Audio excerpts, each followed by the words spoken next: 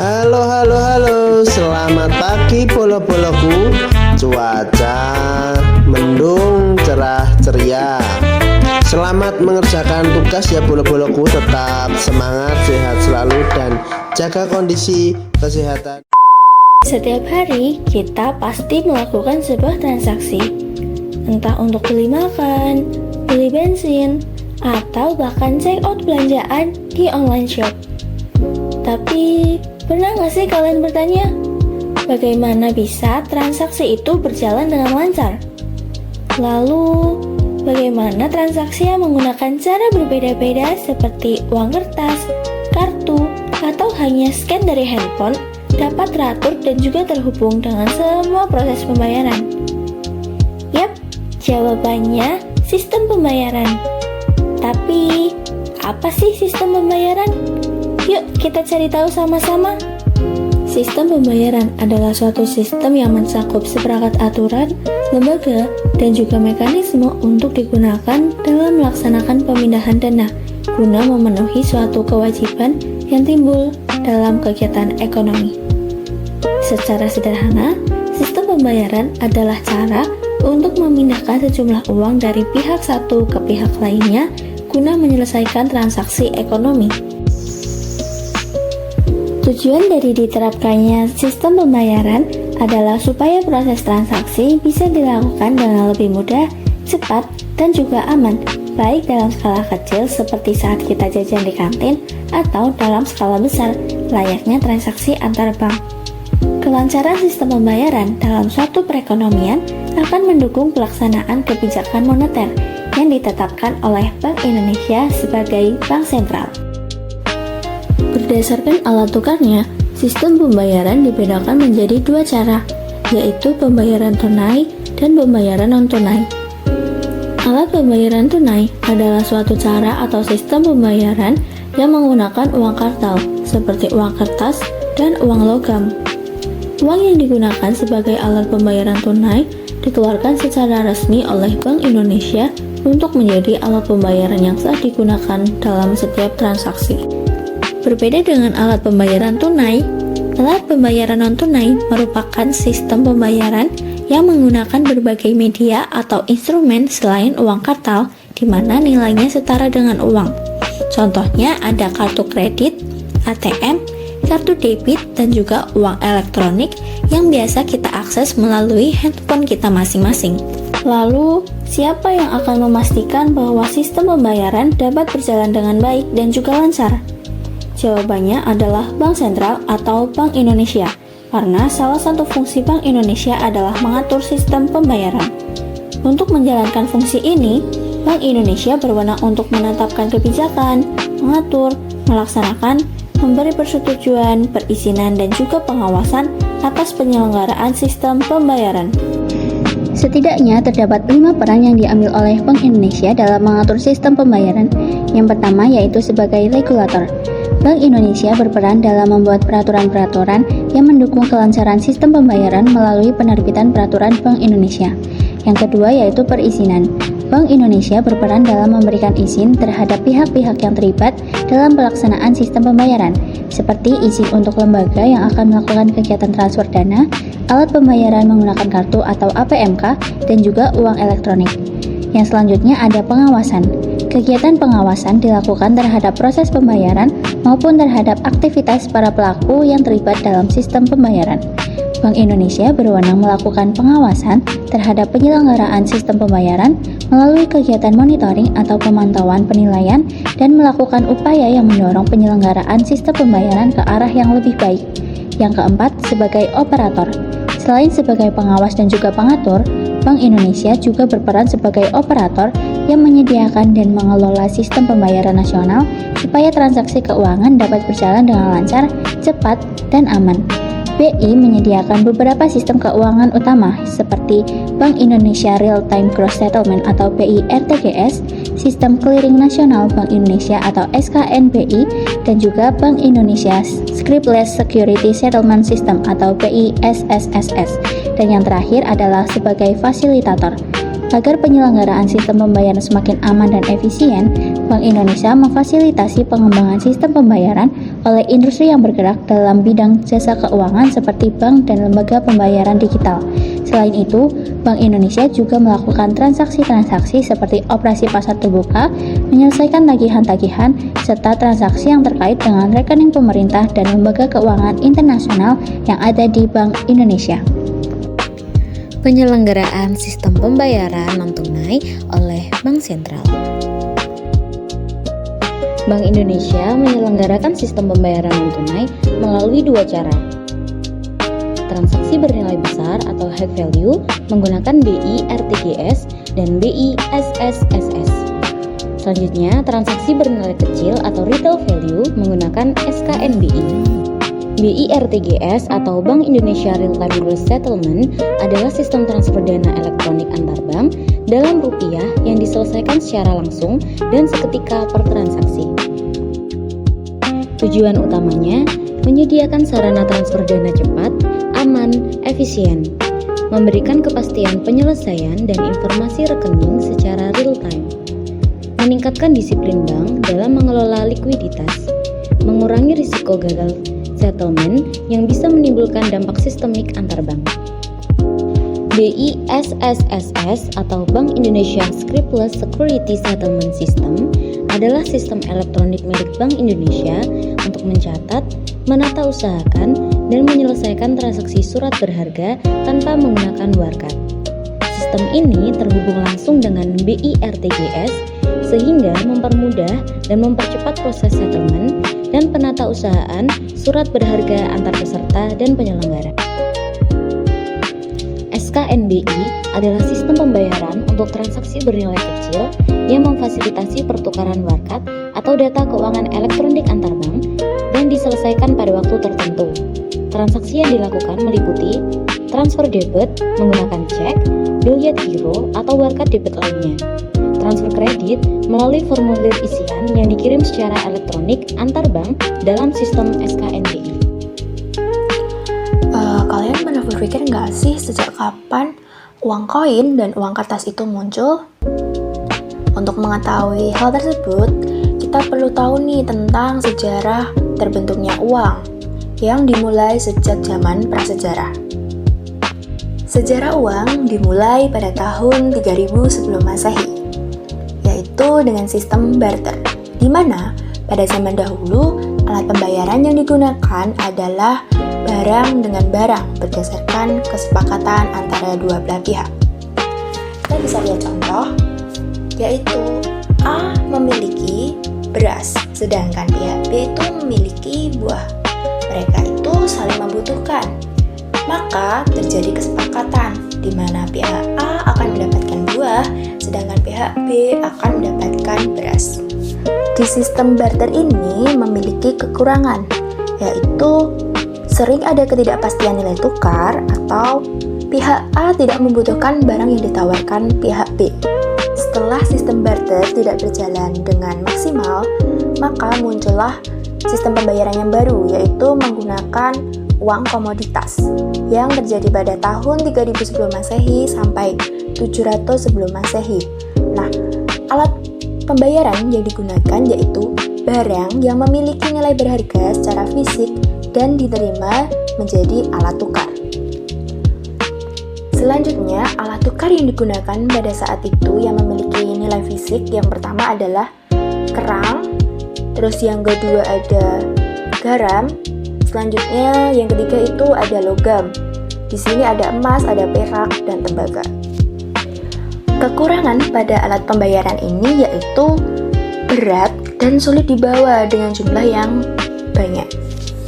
Selanjutnya, perkembangan uang terus berlanjut, yaitu munculnya uang logam pertama pada tahun 700 sebelum Masehi sampai 500 sebelum Masehi. Nah, uang logam pertama ini muncul pada kerajaan Lydia. Nah, pada saat itu sudah memiliki kemajuan yang cukup pesat, di mana mereka itu menggunakan logam seperti emas, kemudian dicetak dengan simbol untuk menjamin nilai dan keasliannya. Jadi, logam pertama ini memiliki kelebihan. Yang pertama itu lebih mudah dibawa daripada sebelumnya, seperti kerang atau garam. Nah, Nilainya juga lebih stabil karena telah distandarisasi dengan munculnya cap pemerintah. Sisi lain masih memiliki kekurangan, yaitu masih cukup berat dalam jumlah banyak untuk dibawa. Kemudian rawan dicampur dengan logam murahan saat pencetakan uang tersebut. Berkembang juga nih uang kertas pertama pada 608 Masehi sampai abad ke-13. Uang kertas pertama ini hadir pada dinasti Tang yang berada di Tiongkok.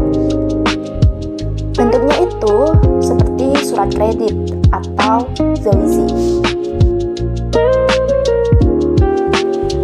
Kelebihan dari uang kertas ini yaitu yang pertama, yaitu ringan karena terbuat dari bahan kertas. Kemudian dapat dibawa dalam jumlah yang cukup banyak. Selain itu, uang kertas juga memiliki kekurangan. Yang pertama, yaitu mudah rusak atau sobek. Selanjutnya, nilai dari mata uang ini ditentukan berdasarkan kepercayaan masyarakat tersebut. Alat pembayaran ini terus berkembang sampai standar emas yang terjadi pada abad ke-17 sampai abad ke-20. Nilai mata uang suatu negara dikaitkan langsung dengan jumlah persediaan emas yang mereka miliki. Uang dijamin dapat ditukar dengan emas di bank sentral negara tersebut. Standar emas juga memiliki kekurangan, yaitu sulit menyesuaikan jumlah uang saat ekonomi berkembang dan negara bergantung pada pasokan dunia. Hal ini menyebabkan sistem ini runtuh sepenuhnya pada tahun 1971. Setelah lunturnya standar emas pada 1971, hadirlah yaitu uang fiat. Nah, uang fiat ini adalah mata uang yang nilainya tidak didukung oleh komoditas fisik, tetapi oleh kepercayaan masyarakat pada pemerintah atau bank sentral yang menerbitkannya. Nah, statusnya adalah alat pembayaran yang sah. Kekurangan dari uang fiat yaitu rawan terjadi inflasi. Ketika pemerintah mencetak uang terlalu banyak dan bergantung penuh pada stabilitas pemerintah. Selanjutnya yaitu kartu kredit dan mata uang digital yang terjadi dari 1950-an hingga sekarang. Mata uang digital adalah segala bentuk uang yang tersedia dalam format elektronik seperti e-wallet maupun saldo bank online. Contohnya GoPay, Dana, dan juga Cbank. Jadi kekurangannya adalah nilainya itu sangat fluktuatif serta memiliki resiko kehilangan aset. Dan juga setiap negara itu belum memiliki regulasi yang jelas yang mengatur tentang uang digital. Dalam kehidupan modern seperti sekarang ini, yang apa-apa serba digital, uang memegang peran yang sangat penting. Uang bukan sekedar lembaran kertas ataupun logam. Uang merupakan alat pembayaran transaksi yang diakui secara luas oleh masyarakat. Secara sederhananya teman-teman, uang bisa dikatakan sebagai nyawanya kegiatan ekonomi. Dengan uang, semua bisnis dapat berputar. Coba deh teman-teman bayangin, apabila nih di dunia kita nggak ada uang, masa iya sih tiap hari kita harus barter? Emang boleh ya kayak gitu? Ya, tentu tidak ya teman-teman. Tentu kita akan kesulitan mencari orang-orang yang memiliki barang yang kita butuhkan ataupun orang yang menginginkan barang yang kita punya. Disinilah uang hadir sebagai solusi. Ia menyederhanakan proses pertukaran, mempercepat transaksi, dan kestabilan ekonomi. Terus, uang itu memiliki syarat-syarat nggak sih? Pernah nggak sih kalian mikir seperti itu? Atau setiap kertas itu bisa dikatakan sebagai uang? Sini aku bisikin. Dengerin penjelasanku baik-baik ya. Uang ternyata memiliki beberapa syarat loh teman-teman. Yang pertama, uang tidak mudah rusak. Karena apa? Simpelnya, coba deh kalian bayangin kalian sebagai pedagang. Kalian pasti juga tidak mau kan menerima uang yang rusak dari konsumen. Syarat yang kedua yaitu diterima oleh umum. Jadi, uang harus diterima oleh masyarakat umum dari segala kalangan ya teman-teman. Kalau nggak diterima secara umum, itu dikatakan barter. Syarat yang ketiga yaitu mudah disimpan dan dibawa kemana-mana. Karena nggak lucu nggak sih kalau kita belanja harus bawa gerobak? Maka dari itu, uang harus bisa disimpan di dalam saku maupun di dalam dompet. Selanjutnya, syarat yang keempat yaitu sifatnya sama dan dapat saling mengganti. Maksudnya, seperti koin dari pabrik yang rapi, maka sama ukurannya, sama pula nilainya. Oke nih, karena udah pada paham pengertian sama syarat-syarat uang, kita next ke fungsi-fungsi uang. Fungsi uang dibagi menjadi dua garis besar loh teman-teman. Yang pertama yaitu fungsi asli, dan yang kedua yaitu fungsi turunan. Oke, kita bahas dari fungsi asli terlebih dahulu ya. Nah, yang pertama yaitu uang sebagai alat tukar atau medium of exchange. Nah, yang kedua yaitu uang sebagai satuan hitung atau a unit of account. Oke, kita akan bahas fungsi turunan pada uang. Nah, yang pertama yaitu uang sebagai alat pembayaran yang sah. Yang kedua, uang sebagai alat penyimpan kekayaan dan pemindah kekayaan. Yang ketiga, uang sebagai alat pendorong kegiatan ekonomi. Dan yang terakhir yaitu uang sebagai standar pencicilan hutang. Nampaknya teman-teman sudah pada paham ya. Oke, kita next pembahasan ke jenis-jenis uang. Jenis-jenis uang dibagi menjadi dua nih. Yang pertama yaitu uang kartal. Uang kartal terdiri dari uang logam dan uang kertas. Uang logam yang dimaksud di sini yang pertama yaitu mata uang standar atau full bodied money, dan yang kedua mata uang tandap atau token money. Selain uang kartal yaitu uang kiral. Uang kiral terdiri dari cek, bilet giro maupun kartu ATM. Alat pembayaran non-tunai. Alat pembayaran non-tunai dibagi menjadi dua jenis yaitu paper based dan yang kedua electronic based. Yang pertama, alat pembayaran berbasis kertas. Contohnya adalah cek. Cek adalah perintah dari nasabah kepada bank untuk membayar sejumlah uang kepada pihak lain. Ada 3 jenis cek, yaitu cek atas unjuk, cek atas nama, dan cek silang. Yang pertama, cek atas unjuk, yaitu cek yang mencantumkan nama penerima dana, sehingga bank akan membayarkan kepada siapa saja yang membawa cek tersebut. Yang kedua, cek atas nama, yaitu cek yang mencantumkan secara spesifik nama penerima dana. Lalu yang ketiga, cek silang, yaitu cek yang memiliki tanda 2 kali sejajar di bagian kiri atas yang menandakan cek tersebut tidak dapat dicairkan secara tunai, melainkan harus disetorkan ke rekening bank. Lalu yang kedua yaitu bilet giro. Bilet giro adalah surat perintah dari nasabah kepada bank untuk memindahkan sejumlah uang dari rekening satu ke rekening lain. Yang ketiga yaitu nota debit. Nota debit adalah surat yang digunakan bank untuk menagih uang kepada nasabah bank lain melalui proses clearing atau pengiriman surat. Yang kedua, alat pembayaran berbasis elektronik atau electronic based. Contohnya adalah yang pertama, kartu kredit. Kartu kredit adalah alat pembayaran yang menggunakan dana pinjaman dari bank. Nasabah wajib membayar kembali sesuai waktu yang ditentukan dan akan dikenakan bunga atau denda jika terlambat. Yang kedua, kartu ATM. Kartu ATM adalah kartu yang digunakan untuk transaksi melalui mesin ATM seperti tarik tunai, transfer, dan cek saldo. Yang ketiga yaitu kartu debit.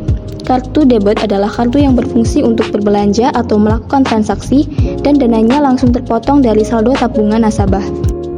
Lalu yang keempat yaitu uang elektronik atau e-money, yaitu adalah alat pembayaran yang nilai uangnya disimpan secara digital di chip atau server dan biasa digunakan untuk transaksi cepat seperti transportasi atau belanja.